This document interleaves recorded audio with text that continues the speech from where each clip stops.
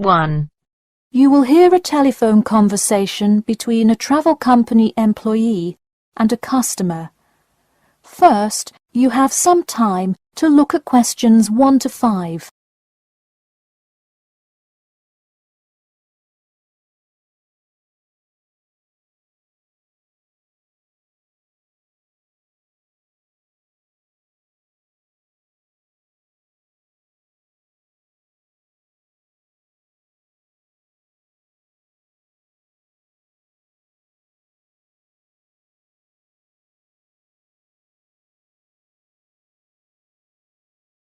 Hello?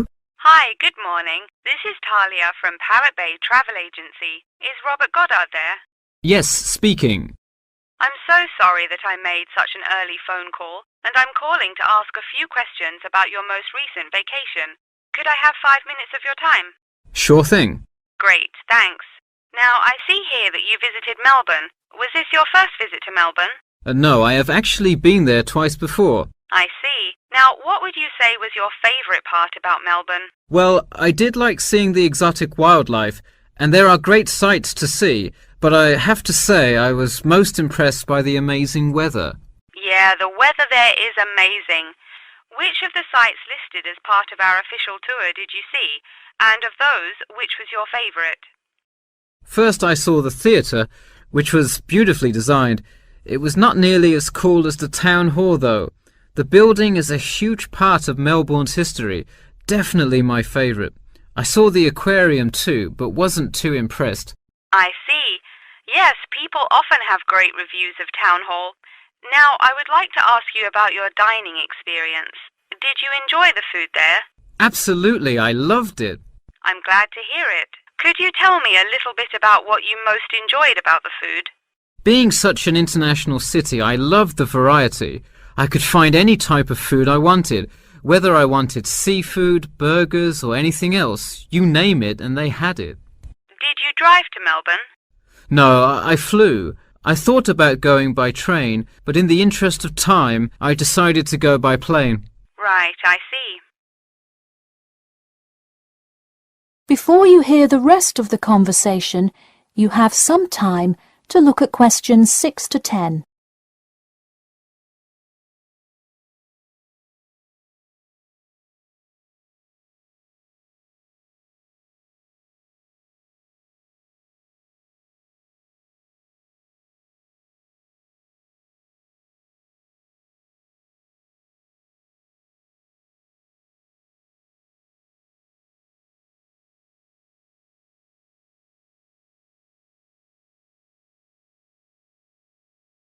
Now listen and answer questions 6 to 10. And would you mind telling me whether you are under 20, between the ages of 20 and 40, or older than 40? It would be nice if I was still under 20. My vacation probably would have been quite different. Actually, though, I just turned 41 last week. Oh, happy birthday. So, did you treat yourself and fly first class? No way. I would love to have a budget that high. I'm more in the mid-range income level. I wasn't always, though. I spent much of my life in a low-income household. I see. That answers my next question then, of income level. And what was the purpose of this visit? I had to go there on business a lot before and decided I would go there for tourism this time. I see. And what is your occupation? I am mainly a computer programmer. I also write for a travel magazine on the side, which is why I visited Melbourne before, but it's not my main source of income. I see. Wow, it sounds like you work a lot. Yes, I am very busy, which is exactly why I took a nice week-long vacation to Melbourne. I completely agree. Would you care to comment on your accommodation? My hotel was a good value. Staying in the city can get really expensive, so it was nice to find such a good price for the location and quality. I'm glad I didn't end up in some cheap motel in the middle of nowhere. I'm glad you didn't either. Well, thank you for taking part in our survey, and I'm glad you enjoyed your vacation. No problem. Take care. That is the end of part 1. You now have half a minute to check your answers.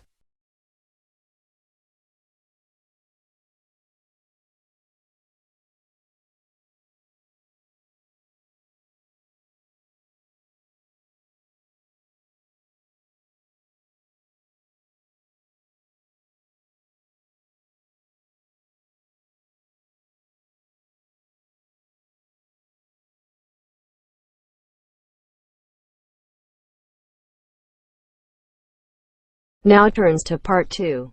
Part 2. You will hear a talk about the main points of interest and the improvements made in the area. First, you have some time to look at questions 11 to 15.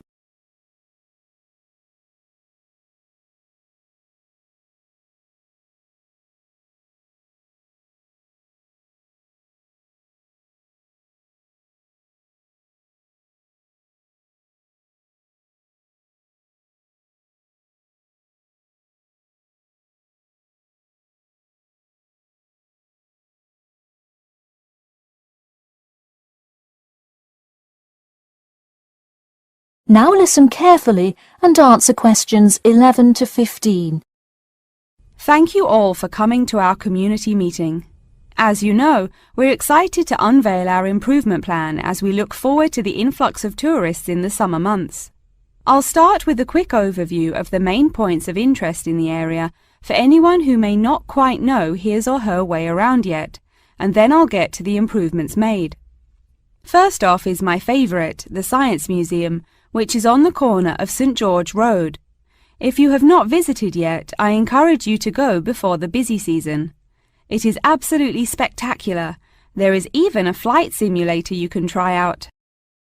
Just west of the Science Museum is the National History Museum. It's a sight not to be missed as well, with each floor devoted to a different era in our nation's history.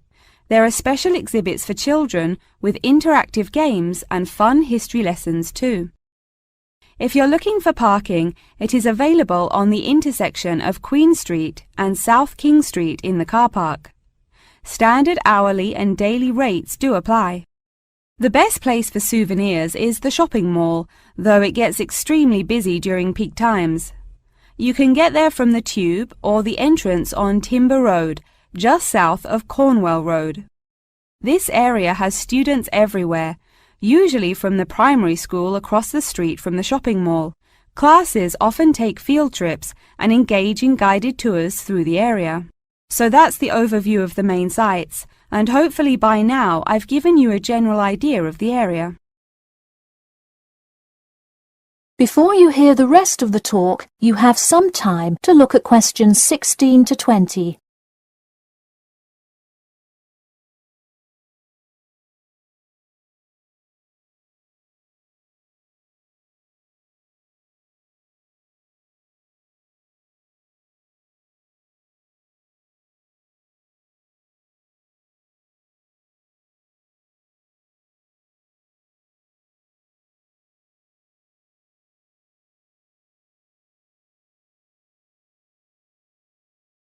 Now listen and answer questions 16 to 20. Now I'm going to outline the improvements we have made in our efforts to make the experience even better for each and every one of our visitors. You probably noticed when you first drove into the car park this morning that there is now additional signage to help avoid confusion. The directions were not entirely clear at first, so we have increased the number of one-way signs indicating the correct direction of traffic flow. Not far from there, in line with our mission of giving back to the community, we constructed a brand new playground for the primary school. It is really something to be excited for. The equipment is state-of-the-art and includes swings, a small climbing wall, and even an obstacle course. Now we'll head north and take a look at the Science Museum.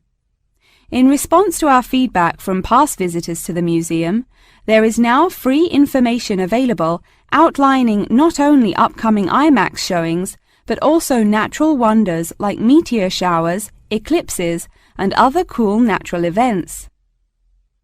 The Science Museum isn't the only museum improving the experience of its visitors. The National History Museum has added an entire new wing to its facility to accommodate the large crowds of people gathering to see the Civil War exhibit, Inventions Timeline exhibit, and other wonderful sections of the museum. The increase in space will definitely give a more calm, comfortable experience for visitors. And finally, remember when there was actually a line at the mall entrance from the tube station? It was terrible trying to get anywhere from the tube because foot traffic got so backed up sometimes. We have addressed that by adding another entry point into the mall from the other end of the platform to disperse the crowd. So those are the major improvements we have made. Clearly, having too many people that want to visit and enjoy what our community has to offer the public is a good problem to have, and I am confident that we have made the changes necessary to accommodate the growing interest in the area. As always, we welcome any questions, comments or concerns about the new improvement plan. In a few minutes, I will open up the floor for questions, but you can also contact me or any other board member by email or through the city website. Thank you for coming, and I now encourage you to stay for the questions and answers panel occurring between now and 10:30. That is the end of part 2. You now have half a minute to check your answers.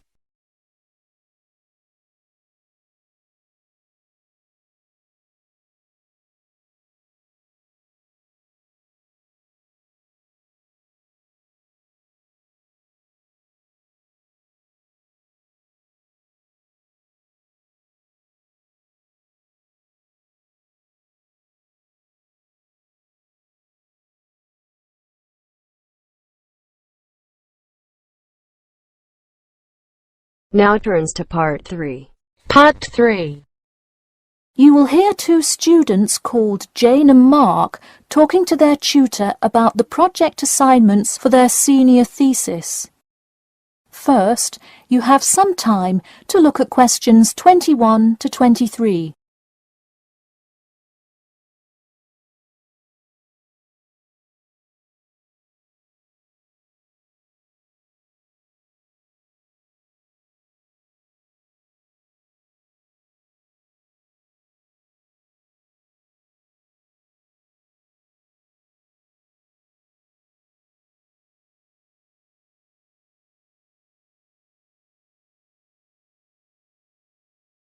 Now listen carefully and answer questions 21 to 23. So, you were both given your project assignments for your senior thesis today, right? Yes, and we already have to submit our topics next week. But how could they give us a grade this soon? No, next week's due date will not be counted towards your final grade. The teachers are just going to read your topic and give you feedback. Oh, I see. So first we should come up with our topics, and then what? Well, once you know what you want to study, you need to think about how you'll study it. You need to decide on your research methods. The methods will be the main part of your paper. What about the results section? Well, I can give you feedback on that, but you will be the one carrying out an experiment, and thus will have to produce the results on your own. What I would like to do today is practice writing research papers before you even begin your report. I'll give you samples of old data from past experience, and you can practice writing results and drawing conclusions. I think that would be really helpful. Yeah, it sounds like a lot of extra work, but I'm sure it would make our actual project easier. You're exactly right. So let's get started. First, let's try this simple experiment on fruit flies. Read the information and then take 25 minutes to summarize a results and conclusion section. That's really important. Pay attention to the time limit. Okay, does it still have to be 6,000 words? No, don't worry about that. What if we get off topic? I wouldn't worry too much. You'll have so much information to write about that it should be easy to stay on topic. Before you hear the rest of the talk, you have some time to look at questions 24 to 30.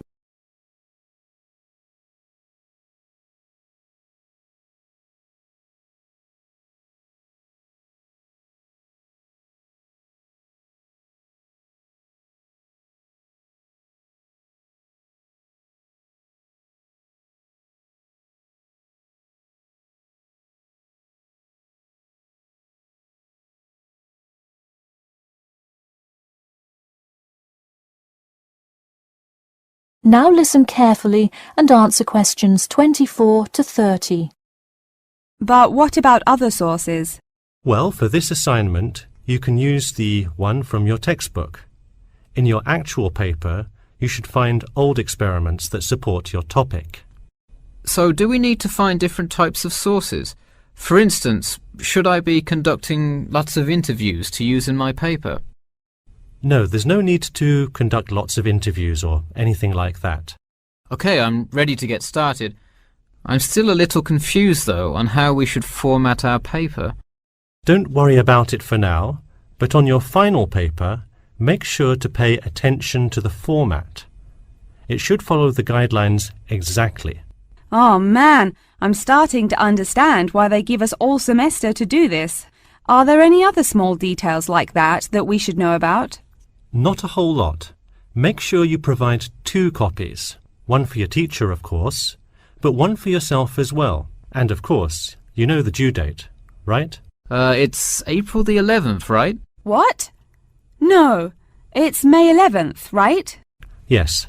The due date is May 11. Write it down. Oh wow, yeah, I need to note it. Also, I'm having trouble finding information on my topic. What if I can't find enough good sources? It's all right to change your topic. Just make sure to do it before the beginning of April. Oh really? Wow, I'm definitely going to change it then. Just make sure to write a note to your teacher letting him or her know.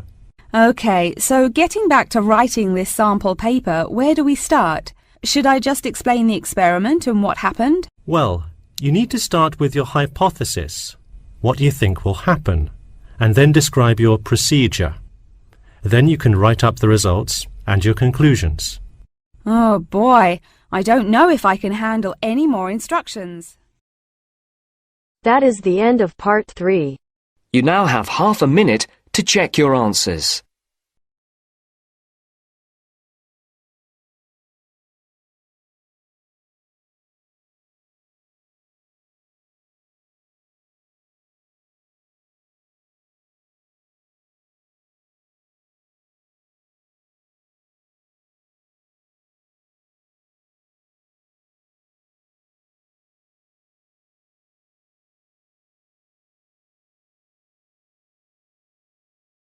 Now turns to part 4.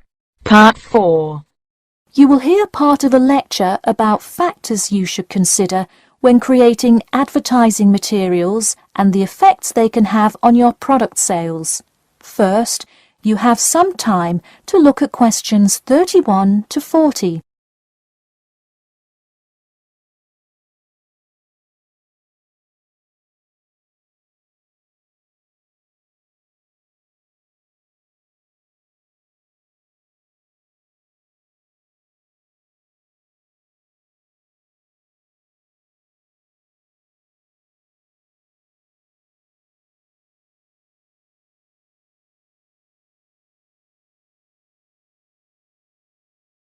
Now listen carefully and answer questions 31 to 40.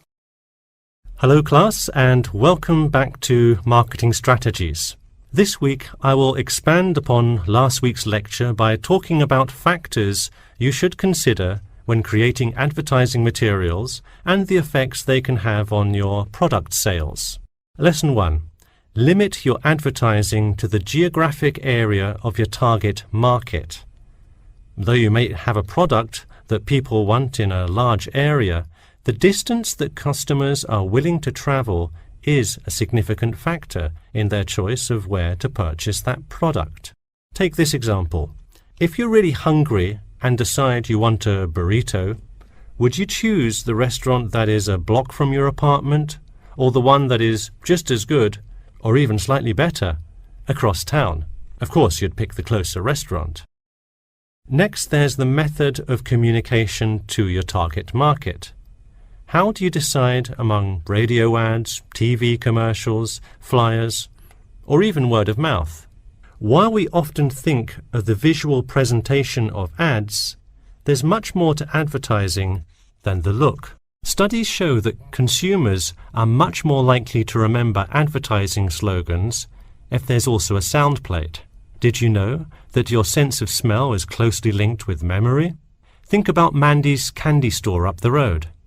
Every time you walk past it, you can just smell the chocolate, right? I bet you can almost smell it now. Just mentioning the name brings about the smell memory and, in turn, a chocolate craving. what better way to sell chocolate bars? Obviously, sometimes appealing to the senses isn't the most practical way to advertise. For example, it's a good idea to come up with a marketing strategy that adapts to the product, especially digital products. The flexibility of this kind of products is extremely important, so it's very common for advertisers to form one single layout for all of their ads, the visual, the medium, even the majority of the content, and simply update the ad each time they come out with a new version. Remember, advertising is all about stirring up the right feeling in your potential customers, whether by stimulating the senses, appealing to the intellect, and so on. Once the customer experiences the ad, the important thing is his or her reaction. Someone could love the ad you made, but unless he or she considers buying the product, you've failed to get the reaction you were looking for. So once you have successfully reached your target customer, and you have his or her business, often you'll want to expand to a larger market. More often than not, the same marketing strategies you used in your small campaign may not work for a larger audience. The larger you scale your product, the more factors you must consider. For instance, Apple operates worldwide, so they must tailor their advertising for each market they enter. Often you'll see Apple ads on international flights that appear not only in English, which is the lingua franca of most regions, but also in the native languages of the majority of passengers. I travelled to Russia last week, and it was really interesting to see the same Nike ad that I've seen 100 times, except this time it was in Russian. Okay, going back to the medium of the advertisement, even after choosing to create print ads instead of radio announcements, television commercials, etc., there is more to consider. If you print your ad in a newspaper, it will be read by a far different audience than if you print your ad in a popular magazine. Would you put an ad for the new Justin Bieber album in a newspaper? Probably not, because that product is most suitable for youths. Let's face it, do you know anyone under the age of 25 that buys a newspaper? No. Now let's try a few strategy exercises. Imagine you're a company that is aiming to improve the environment by making products that reduce human waste. How would you advertise your product? Clearly it would send the wrong message if you put up flyers or other materials that cause lots of waste paper. Consider instead putting commercials on the Health Channel or buying ad space on websites like UNESCO. Or here's another example. What is one great place to advertise suntan lotion? How about a swimming pool? It has the exact group of people that need the product. All right, one last thing. Let's say you're filming a commercial for a water filter pitcher. What would be good scenery to use for the background? Think about somewhere calm and relaxing with clean, fresh water. Can't you see how much more effective a commercial with the beautiful scenery and flowing rivers of a national park would be than, say, water dripping from a tap? So to wrap things up today, think about the geography of your target market, the type of marketing material you should use, and the most effective way to appeal to the customer in order to make a successful ad campaign. That is all I have for you today. Make sure to read through Chapter 8 for Monday if you have not done so already. Okay, now I'd be happy to answer any questions you may have. That is the end of part 4. You now have half a minute to check your answers.